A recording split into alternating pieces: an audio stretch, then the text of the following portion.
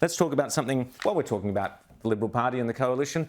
Rita, your thoughts on on gas and Peter Dutton's and the decision by the coalition to kind of play footsies with Labor on certain aspects of energy policy. They're coming up with some solutions and saying, well, we can forget about the Greens. We'll vote with you to provide reliable sources of energy. All well and good. But you know what?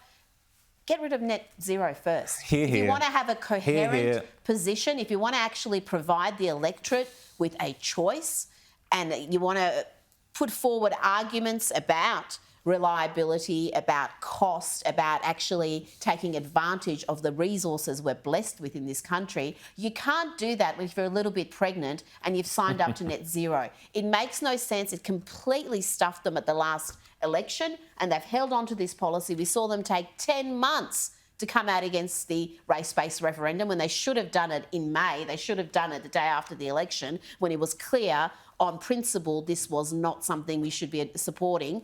And they still are clinging to net zero.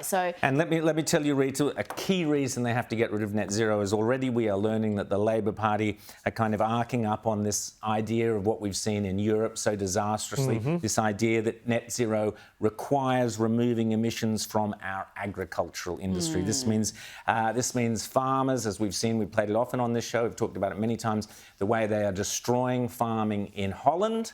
And in Germany, closing down farms, saying you've got too much nitrogen in the soil, all this garbage. It's coming here. Labor are pushing for it here. Here's the opportunity for the Nats and the coalition to say, OK, we're getting rid of net zero because Labor has gone too far. They're now coming after agriculture because that is what they're planning to do. Watch this space. I'm seeing some fidgeting from our left. I think James Morrow is supportive of this Dutton gas plan. You think it's a good idea? I think politically it's a good idea, but I think that the net zero thing, they absolutely have to get rid of it. I mean, but the political rationale for what they're doing, I think, is smart because it obviates the whole sort of no elision line that Albo keeps talking about. And we're going to see more and more sort of attempts to say, no, actually, that's a furphy, the no elision thing. But no, in terms of where we're headed for a real crisis. Like, I speak to energy experts every single day, and they're all saying the same thing.